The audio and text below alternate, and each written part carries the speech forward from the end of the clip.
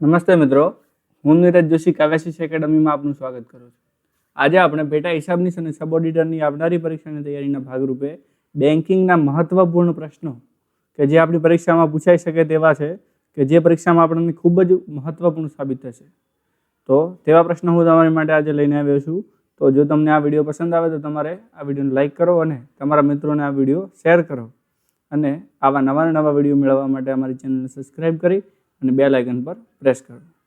તો ચલો આજનો વિડીયો આપણે શરૂ કરીએ. પ્રશ્ન નંબર 1 જોઈએ કે કયા પ્રકારની થાપણો સૌથી વધુ વ્યાજ આપતી હોય છે? તો બાંધી મુદતની જે થાપણો હોય છે તે સૌથી વધુ વ્યાજ આપતી હોય છે.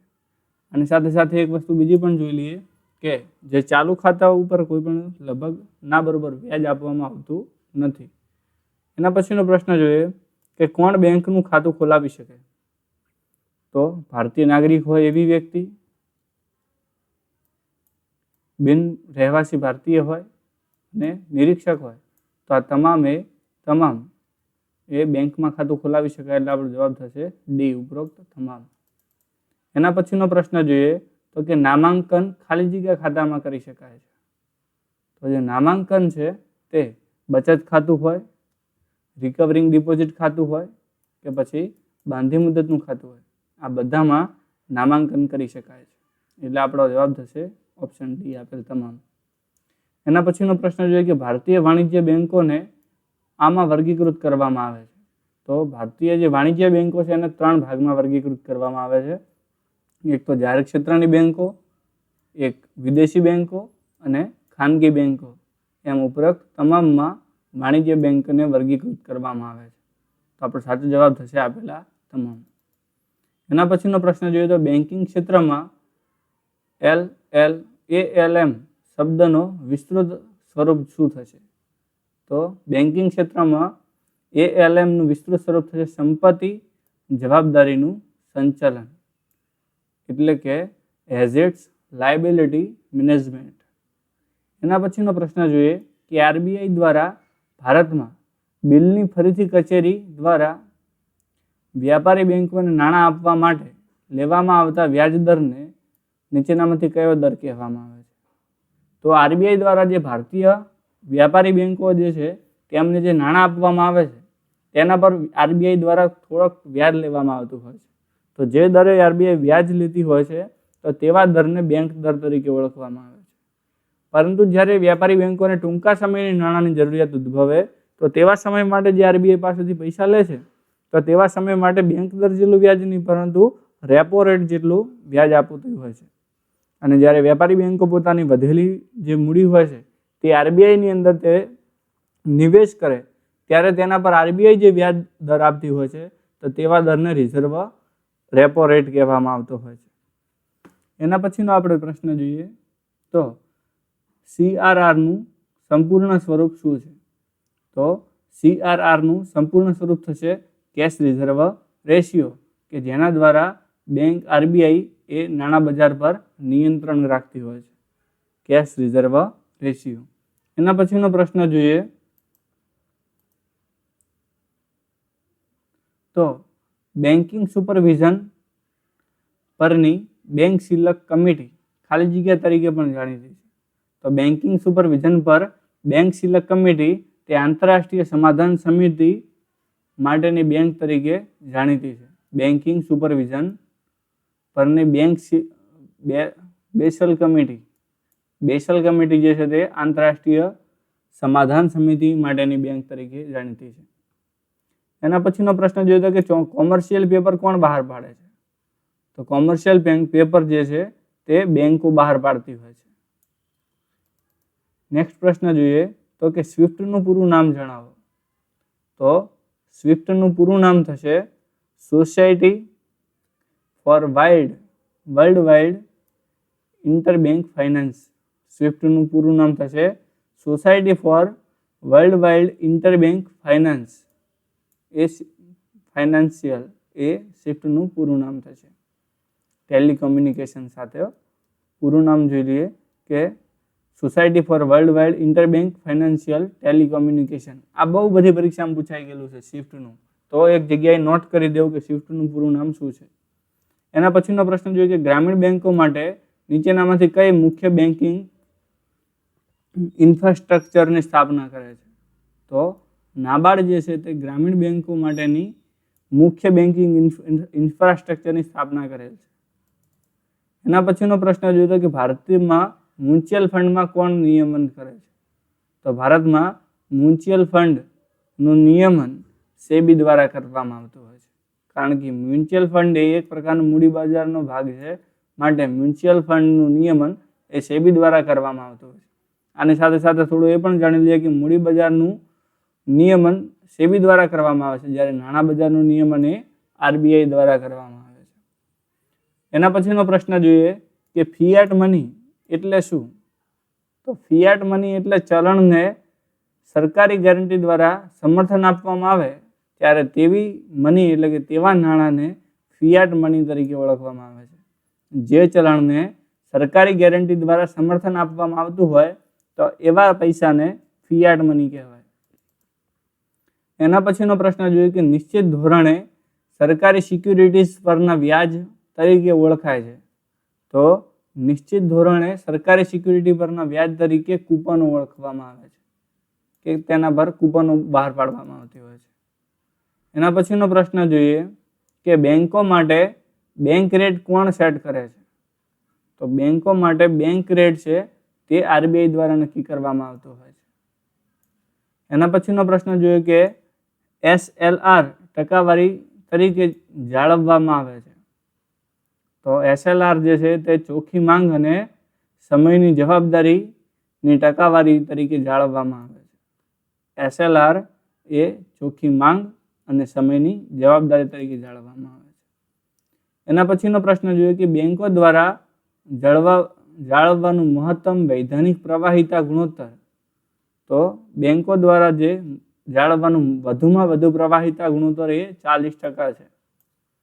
એના પછીનો પ્રશ્ન જોઈએ કે નીચેની કઈ સહકારી બેંકને ભારતની પ્રથમ સહકારી બેંક તરીકે ગણવામાં આવે છે?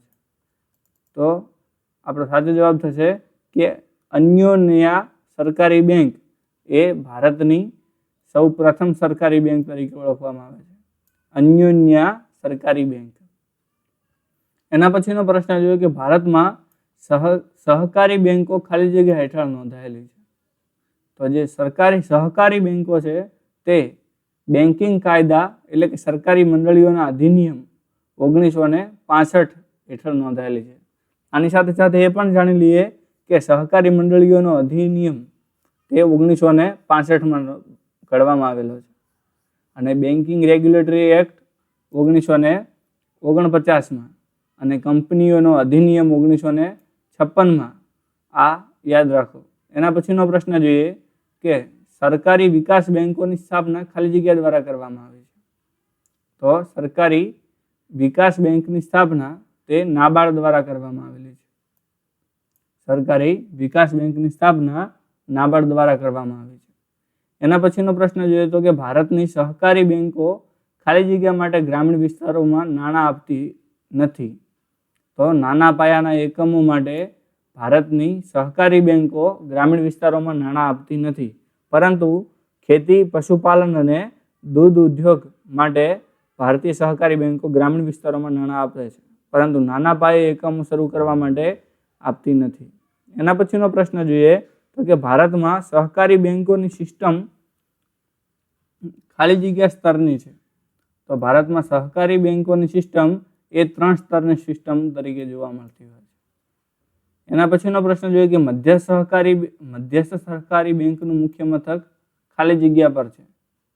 તો તે જ જગ્યાએ જે જગ્યાએ જિલ્લાનું મુખ્ય મથક હોય ત્યાં મધ્યસ્થ સહકારી બેંકનું મુખ્ય મથક આવેલું હોય છે. એના પછીનો પ્રશ્ન જોઈએ તો કે પ્રાથમિક શહેરી સહકારી બેંકો એ એસેટને નોન પરફોર્મિંગ તરીકે વર્ગીકૃત કરવાની જરૂરિયાત જો વ્યાજ અને અથવા પ્રિન્સિપલનો હપ્તો તેનાથી વધુ સમયગાળા માટે બાકી હોય તો કેટલા દિવસ માટે? તો 90 દિવસથી વધુ સમય માટે જો તેનો ગાળો બાકી હોય તો તેને નોન પરફોર્મિંગ એસેટ્સ તરીકે ગણવામાં આવે છે. એના પછીનો પ્રશ્ન જોઈએ તો કેન્દ્રીય સહકારી બેંકોનું પ્રાથમિક કાર્ય. તો કેન્દ્રીય સહકારી બેંકોનું પ્રાથમિક કાર્ય છે કે મહત્તમ હદ સુધી તેના સભ્યોને ધિરાણ આપવામાં જિલ્લા સાધનમાં એકત્રિત કરવું અને રાજ્ય સહકારની બેંકોમાંથી ભંડોળના પ્રવાહને વહેંચવા માટે. આ બંને કાર્ય એ કેન્દ્ર સહકારી બેંકોનું પ્રાથમિક કાર્ય છે. મહત્તમ એટલે કે વધુમાં વધુ હદ સુધી સભ્યોને ધિરાણ આપવું અને આપવા માટે જિલ્લા સંસાધનની એકત્રિત કરવું અને રાજ્ય સહકારી બેંકોમાંથી ભંડોળના પ્રવાહોને વહેંચવા માટે કેન્દ્રીય સહકારી બેંકોનું પ્રાથમિક કાર્ય ગણવામાં આવે છે. એના પછીનો પ્રશ્ન જોઈએ તો કે ભારતમાં વિદેશી વિનિમય અને વિદેશી ચલણનું સંચાલન ખાલી જગ્યા દ્વારા કરવામાં આવે છે. તો ભારતમાં વિદેશી વિનિમય અને વિદેશી ચલણનું સંચાલન એ ફેમા દ્વારા કરવામાં આવે છે, ફોરેન એક્સચેન્જ મેનેજમેન્ટ એક્ટ દ્વારા, જે 1999માં અમલમાં આવેલો છે. એના પછીનો પ્રશ્નમાં જોઈએ કે પ્રથમા ગ્રામીણ બેંકનું સ્પોન્સર કઈ બેંક છે? તો પ્રથમા ગ્રામીણ બેંકનું સ્પોન્સર એ સિન્ડિકેટ બેંક છે. સિન્ડિકેટ બેંક એ પ્રથમા ગ્રામીણ બેંકનું સ્પોન્સર બેંક છે. એના પછીનો પ્રશ્ન જોઈએ તો કે ભારતમાં જાહેર ક્ષેત્રની બેંક નીચેનામાંથી કઈ નથી? તો ભારતમાં જાહેર ક્ષેત્રની બેંક જોઈએ તો કે ફેડરલ જે બેંક છે તે જાહેર ક્ષેત્રની બેંક નથી, જ્યારે આંધ્રા બેંક, આઈડીબીઆઈ બેંક અને વિજયા બેંક આ બધી જાહેર ક્ષેત્રની બેંકો છે. એના પછીનો પ્રશ્ન જોઈએ કે નીચેનામાંથી કઈ એક ભારતની મોટી સામાન્ય વીમા ખાનગી ક્ષેત્રની કંપનીઓ સાથે સંબંધિત નથી? તો ઓરિએન્ટલ ઇન્સ્યોરન્સ કંપની, જે ભારતની પ્રથમ ઇન્સ્યોરન્સ કંપની જે છે તે ભારતની મોટી સામાન્ય વીમા ખાનગી કંપનીઓના ક્ષેત્ર સાથે સંબંધિત નથી, કારણ કે તે સરકારી કંપની છે. જ્યારે Bajaj Allianz general insurance, Reliance general insurance અને રોયલ સુંદરમ એલાયન્સ ઇન્સ્યોરન્સ આ બધી ખાનગી ક્ષેત્રની મોટી સામાન્ય વીમા કંપનીઓ છે. એના પછીનો પ્રશ્ન જોઈએ કે નીચેની કઈ કંપનીઓ સંસ્થાઓ યુલિપ રજૂ કરે છે? તો વીમા કંપનીઓ જે છે તે યુલિપ રજૂ કરતી હોય છે. એના પછીનો પ્રશ્ન જોઈએ તો કે ઓરિએન્ટલ લાઈફ ઇન્સ્યોરન્સ કંપનીની સ્થાપના ક્યારે થઈ? તો ઓરિએન્ટલ લાઈફ ઇન્સ્યોરન્સ કંપનીની સ્થાપના 1818માં થઈ હતી.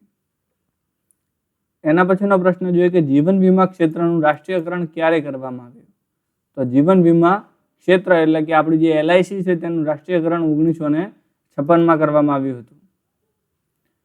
નેક્સ્ટ પ્રશ્ન જોઈએ કે બેન્કિંગમાં વારંવાર ઉપયોગમાં લેવામાં આવતા ઈસીએસ નું સાચું પૂર્ણ ફૂલ ફોર્મ શું થશે? તો ઈસીએસ નું ફૂલ ફોર્મ થશે ઇલેક્ટ્રોનિક ક્લિયરિંગ સેવા. બેન્કિંગમાં વારંવારમાં જે ઉપયોગમાં લેવામાં આવે છે ઈસીએસ, તો ઈસીએસ એટલે ઇલેક્ટ્રોનિક ક્લિયરિંગ સેવા. સોદાની પટાવટ માટેની આ એક સેવા આપવામાં આવતી હોય છે. એના પછીનો પ્રશ્ન જોઈએ કે બેંક દ્વારા જારી કરાયેલા ડિમાન્ડ ડ્રાફ્ટ ક્યારે માન્ય હોય છે? તો બેંક દ્વારા જે ડિમાન્ડ ડ્રાફ્ટ જારી કરવામાં આવે છે તે 3 મહિના માટે માન્ય ગણવામાં આવે છે. બેંક દ્વારા જે ડિમાન્ડ ડ્રાફ્ટ જારી કરવામાં આવે છે તે 3 મહિના માટે માન્ય ગણાય. એના પછીનો પ્રશ્ન જોઈએ કે સંક્ષેપ EPOS એટલે શું? તો EPOS નું ફૂલ ફોર્મ થશે વેચાણનું ઇલેક્ટ્રોનિક પેમેન્ટ, એટલે કે સેલ્સ ઇલેક્ટ્રોનિક પેમેન્ટ. એના પછીનો પ્રશ્ન જોઈએ કે વિદેશી ચલણ બિન નિવાસી યોજના હેઠળ થાપણ ઓછામાં ઓછી ખાલી જગ્યા માટે સ્વીકારી શકાય? તો ઓછામાં ઓછી વિદેશી ચલણ બિન નિવાસી યોજના હેઠળ થાપણ ઓછામાં ઓછી 1 વર્ષ માટે સ્વીકારી શકાય. એના પછીનો પ્રશ્ન જોઈએ તો કે એટીએમમાં નીચેનામાંથી કઈ ઓથેન્ટિક પદ્ધતિનો ઉપયોગ થાય છે? તો એટીએમની અંદર પિનનો ઓથેન્ટિક પદ્ધતિનો ઉપયોગ થાય છે અને પિનનું ફૂલ ફોર્મ થાય છે પર્સનલ આઈડેન્ટિફિકેશન નંબર. નેક્સ્ટ પ્રશ્ન જોઈએ કે જોખમનો આધાર ખાલી જગ્યા છે. તો જોખમનો આધાર એ નુકસાન થવાની સંભાવના પર હોય છે. જોખમનો આધાર નુકસાન થવાની સંભાવના પર રહેલો છે. એના પછીનો પ્રશ્ન જોઈએ તો કે લેટર ઓફ ક્રેડિટ ટ્રાન્ઝેક્શનમાં બેંકો દ્વારા કોલ લેટર સિક્યુરિટી તરીકે શું લેવામાં આવે છે? તો વીમા પોલિસીઓ લેવામાં આવતી હોય છે. લેટર ઓફ ક્રેડિટ ટ્રાન્ઝેક્શનમાં બેંકો દ્વારા જે કોલ લેટર સિક્યુરિટી તરીકે લેવામાં આવે તેને વીમા પોલિસી લેવામાં આવતી હોય છે. એના પછીનો પ્રશ્ન જોઈએ તો કે નિષ્ફળ એટીએમ WL એ ટ્રાન્ઝેક્શન માટે ગ્રાહકોના ખાતાનું ફરીથી ક્રેડિટ કરવા માટે કાર્ડ આપતી બેંકોમાં સમય મર્યાદા કેટલી છે? તો તેની સમય મર્યાદા 7 કાર્યકારી દિવસ છે. ક્રેડિટ કાર્ડ આપવાની સમય મર્યાદા 7 કાર્યકારી દિવસો. એના પછીનો પ્રશ્ન જોઈએ, કોઈ એટીએમનો શોધક કોણ હતો? તો એટીએમનો શોધક મોસ્ટ આઈએમપી પ્રશ્ન કે જ્હોન એડ્રિયન શેફર્ડ બેરોન એક બ્રિટિશર હતો જેણે એટીએમની શોધ કરી. કે એટીએમની શોધ તો જ્હોન એડ્રિયન શેફર્ડ બેરોન જે એક બ્રિટિશ હતો. એના પછીનો પ્રશ્ન જોઈએ કે એટીએમ મશીનની શોધ ખાલી જગ્યા વર્ષમાં થઈ હતી. તો એટીએમ મશીનની શોધ જ્હોન એડ્રિયન શેફર્ડ બેરોન દ્વારા 1967માં કરવામાં આવી હતી. નેક્સ્ટ પ્રશ્ન જોઈએ તો કે ભારતમાં એટીએમ કોન્સેપ્ટ રજૂ કરનાર પહેલી બેંક. તો ભારતની અંદર એટીએમનો કોન્સેપ્ટ રજૂ કરનાર સૌથી પ્રથમ બેંક એ HSBC એ ભારતમાં સૌથી પ્રથમ એટીએમનો કોન્સેપ્ટ રજૂ કરનાર બેંક છે. એના પછીનો પ્રશ્ન જોઈએ તો કે વ્હાઇટ લેબલ એટીએમ એટલે શું? તો વ્હાઇટ લેબલ એટીએમ એટલે એટીએમ કે જેમાં કોઈ બેંકનો લોગો નથી હોતો. જેમાં કોઈ બેંકનો લોગો ના હોય એવી બેંકોને વ્હાઇટ લેબલ એટીએમ કહેવામાં આવે છે. એના પછીનો પ્રશ્ન જોઈએ કે ખાલી જગ્યા એ ચેક અથવા રોકડને બદલે સીધા એક ખાતામાંથી બીજામાં ભંડોળને સ્થાનાંતરિત કરવા માટેની ઇલેક્ટ્રોનિક માધ્યમનો ઉપયોગ કરે છે. તો ઈ બેન્કિંગ સેવા છે તે ચેક અથવા રોકડના બદલે એક ખાતામાંથી બીજા ખાતામાં ઇલેક્ટ્રોનિક ભંડોળનું ટ્રાન્સફર કરવા માટેનું એક માધ્યમ છે. તો ઈ બેન્કિંગ, ઇલેક્ટ્રોનિક બેન્કિંગ. એના પછીનો પ્રશ્ન જોઈએ તો કે CIF કરારમાં સંમત સ્થાન સુધીના વીમાની વ્યવસ્થા કરવા માટે ખાલી જગ્યા મારો છે. તો વિક્રેતા મારો હોય છે. CIF કરારમાં સંમત સ્થાન સુધી વીમાની વ્યવસ્થા કરવા માટે વિક્રેતા મારો હોય છે. એના પછીનો પ્રશ્ન જોઈએ કે લેટર ઓફ ક્રેડિટ ટ્રાન્ઝેક્શનમાં બેંકો દ્વારા કોલેટરલ સિક્યુરિટી તરીકે શું લેવામાં આવે છે? તો વીમાની પોલિસીઓ કોલેટર સિક્યુરિટી તરીકે લેવામાં આવતી હોય છે. એના પછીનો પ્રશ્ન જોઈએ કે નીચેનામાંથી કયા કાયદો દરિયાઈ વીમા સંબંધિત કાયદાને માન્ય કરે છે? તો મરીન ઇન્સ્ટિટ્યૂટ એક્ટ 1963 જે છે તે દરિયાઈ વીમા સંબંધિત કાયદાને માન્ય કરે છે. Marine insurance act 1963. આ પણ એક મહત્વપૂર્ણ પ્રશ્ન છે જે પરીક્ષામાં ઘણીવાર પૂછાયેલો છે અને આપણે આવનારી પરીક્ષામાં પૂછાઈ પણ શકે કે દરિયાઈ વીમા સંબંધિત કયો કાયદો માન્ય છે? તો મરીન ઇન્સ્યોરન્સ એક્ટ 1963. એના પછીનો પ્રશ્ન જોઈએ કે TAC એટલે શું? તો TAC એટલે ટેરિફ સલાહકારી સમિતિ. ટેરિફ સલાહકારી સમિતિ એટલે TAC. એના પછીનો પ્રશ્ન જોઈએ તો કરાર કે જેમાં સામે આવરી લેવામાં આવતી ઘટના અંગે વ્યક્તિ અથવા તેના ઉમેદવારની સંમતિની રકમ ચૂકવી આપવાનું વચન છે કે જેને તકનીકી રૂપે ઓળખાય છે. તો તેને જીવન વીમા તરીકે ઓળખવામાં આવતું હોય છે કે જેમાં એવો કરાર કરવામાં આવે છે કે આવરી લેવામાં ઘટના અંગે વ્યક્તિ અથવા તે વ્યક્તિનો ઉમેદવારની સંમતિથી રકમની ચૂકવણીનું વચન આપેલું હોય છે. એના પછીનો પ્રશ્ન જોઈએ તો ભારતમાં વીમા ક્ષેત્રનું નિયમનકારક નીચેનામાંથી કોણ છે? તો વીમા ક્ષેત્રનું નિયમનકારક એ IRDA દ્વારા વીમા ક્ષેત્રનું નિયમન કરવામાં આવતું હોય છે જેની સ્થાપના 1999માં થઈ છે. એના પછીનો પ્રશ્ન જોઈએ કે ટ્રાઇટન ઇન્સ્યોરન્સ કંપની લિમિટેડની સ્થાપના ક્યારે થઈ? તો ટ્રાઇટન ઇન્સ્યોરન્સ કંપની લિમિટેડની સ્થાપના 1850માં કરવામાં આવી છે. એના પછીનો પ્રશ્ન જોઈએ તો નીચેની જાહેર ક્ષેત્રની કંપનીઓ સંસ્થાઓ નિકાસ સરકારોને વીમા કવચ પૂરું પાડે છે. તો ECGC એ જાહેર ક્ષેત્રની કંપનીઓને કે સંસ્થાઓને નિકાસકારોને વીમા કવચ પૂરું પાડતી જોવા મળે છે. નેક્સ્ટ પ્રશ્ન જોઈએ કે અપવાદો રૂપે મોટા જોખમને ખાલી જગ્યા તરીકે ઓળખવામાં આવે છે. તો અપવાદ સ્વરૂપે મોટા જોખમોને જમ્બો જોખમ તરીકે ઓળખવામાં આવતું હોય છે. એના પછીનો પ્રશ્ન જોઈએ કે કયા વર્ષમાં IRDA ની રચના કરવામાં આવી હતી? તો IRDA ની રચના તે 19 એપ્રિલ 2000ની સાલમાં કરવામાં આવી હતી. IRDA. એના પછીનો પ્રશ્ન જોઈએ કે general insurance public sector association of ઇન્ડિયાનું મુખ્ય મથક ક્યાં આવેલું છે? તો જનરલ ઇન્સ્યોરન્સ પબ્લિક સેક્ટર એસોસિએશનનું મુખ્ય મથક દિલ્હી ખાતે આવેલું છે. એના પછીનો પ્રશ્ન જોઈએ કે ભારતની નિકાસ ક્રેડિટ ગેરંટી કોર્પોરેશનનું મુખ્ય મથક ક્યાં આવેલું છે? તો ભારતની નિકાસ ક્રેડિટ ગેરંટી કોર્પોરેશનનું મુખ્ય મથક મુંબઈ ખાતે આવેલું છે. એના પછીનો પ્રશ્ન જોઈએ તો કે ICICIની રચના ક્યારે કરવામાં આવી? તો ICICIની રચના ડિસેમ્બર 1955માં કરવામાં આવેલી છે. ICICIની રચના, જેનું ફૂલ ફોર્મ થાય છે ઇન્ડસ્ટ્રીયલ ક્રેડિટ એન્ડ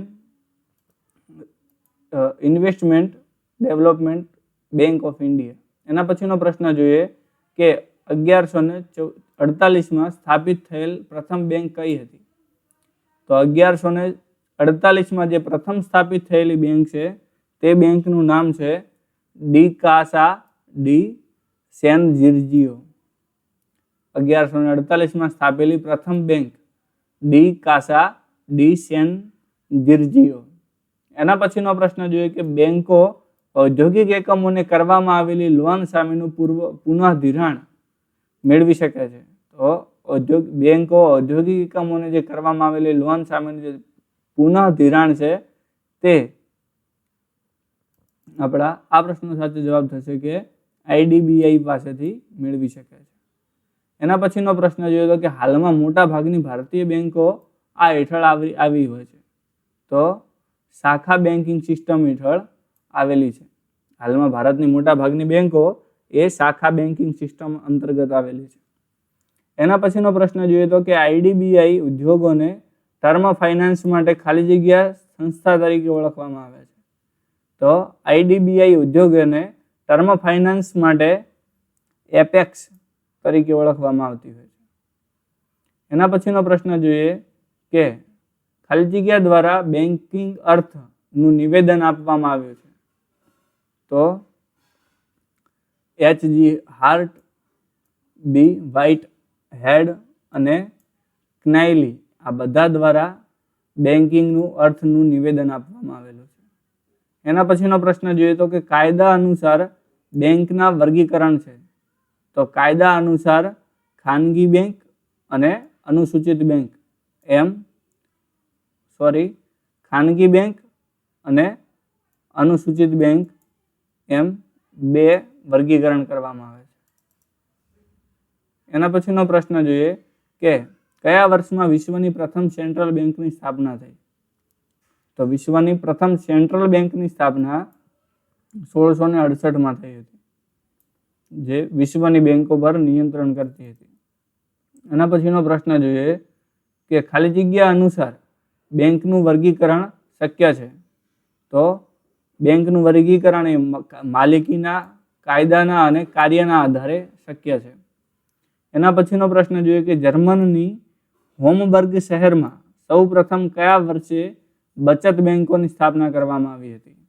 તો જર્મનના હેમબર્ગ શહેરોમાં સૌ પ્રથમ 1765માં બચત બેંકોની સ્થાપના કરવામાં આવી હતી. 1765માં જર્મનના હેમબર્ગ શહેરમાં. એના પછીનો પ્રશ્ન જોઈએ કે નીચેનામાંથી કઈ યોજનાઓ આઈડીબીઆઈ દ્વારા સંચાલિત છે? તો આઈડીબીઆઈ દ્વારા સંચાલિત યોજનાઓ તો કે આધુનિકરણ સહાય યોજના હોય, પછી તકનીકી વિકાસ નિધિ યોજના હોય કે સાધન ફાઇનાન્સ યોજના, આ બધી એ આઈડીબીઆઈ દ્વારા સંચાલિત છે. એના પછીનો પ્રશ્ન જોઈએ કે કઈ બેંક અગાઉ ઇન્ડિયાની એમ્પિરિયલ બેંક તરીકે જાણીતી હતી? તો સોરી, અહીંયા પ્રિન્ટિંગ મિસ્ટેક છે, એમ્પિરિયલ આવશે. તો કે સ્ટેટ બેંક ઓફ ઇન્ડિયા એ અગાઉની સ્ટેટ બેંક ઓફ ઇન્ડિયા એ એમ્પિરિયલ બેંક તરીકે જાણીતી હતી. એના પછીનો પ્રશ્ન જોઈએ કે આઈડીબીઆઈ અન્ય નાણાકીય સંસ્થાઓને એક ખાલી જગ્યા પ્રદાન આપી શકે? તો આઈડીબીઆઈ એ ક્રેડિટ લાઇન અને લોન્સ પ્રદાન કરી શકે છે. ક્રેડિટ લાઇન અને લોન્સ એ આઈડીબીઆઈ દ્વારા નાણાકીય સંસ્થાઓને પ્રદાન કરી શકાય છે. એના પછીનો પ્રશ્ન જોઈએ તો કે યુટીઆઈની સ્થાપના ક્યારે થઈ? તો યુટીઆઈની સ્થાપના 1963માં થઈ છે. એના પછીનો પ્રશ્ન જોઈએ તો કે નાણાકીય સંસ્થા આઈએફસીઆઈની સ્થાપના, તો નાણાકીય સંસ્થા આઈએફસીઆઈની સ્થાપના 1948માં થઈ છે. આઈએફસીઆઈ. એના પછીનો પ્રશ્ન જોઈએ તો કે ભારતીય સ્ટેટ બેંક એક ખાલી જગ્યા છે? તો ભારતીય સ્ટેટ બેંક એ જાહેર ક્ષેત્રની બેંક છે. એના પછીનો પ્રશ્ન જોઈએ તો કે રિયલ ટાઈમ ગ્રોસ સેટલમેન્ટ એટલે કે આરટીજીએસ દ્વારા સંચાલન કરવામાં આવે છે? તો આરટીજીએસ એ ભારતીય રિઝર્વ બેંક દ્વારા સંચાલન કરવામાં આવે છે. તેનું રિયલ ટાઈમ ગ્રોસ સેટલમેન્ટ, જેમાં લઘુત્તમ મર્યાદા 2 લાખની હોય છે કે 2 લાખથી વધુ નાણાંનું તેમાં ટ્રાન્સફર કરવામાં આવતા હોય છે. એના પછીનો પ્રશ્ન જોઈએ કે સેબી ખાલી જગ્યા છે? તો સેબી છે તે રેગ્યુલેટરી ઓથોરિટી છે અને કાનૂની સત્તા, આ બંને સેબી છે. એના પછીનો પ્રશ્ન જોઈએ કે નીચેનામાંથી કયા આંતરરાષ્ટ્રીય નાણાકીય સંસ્થાન માટે વપરાય છે? તો સ્વિફ્ટ કોડ જે છે તે આંતરરાષ્ટ્રીય નાણાકીય સ્થાનાંતરણ માટે જે વપરાય છે તેને સ્વિફ્ટ કોડ તરીકે ઓળખવામાં આવે છે. ધન્યવાદ મિત્રો. જો તમને અમારો આ વિડીયો પસંદ આવ્યો હોય તો આને લાઇક કરો, તમારા મિત્રોને શેર કરો અને આવા નવા વિડીયો મેળવવા માટે અમારી ચેનલને સબસ્ક્રાઇબ કરીને બેલ આઇકન પર પ્રેસ કરો. ધન્યવાદ.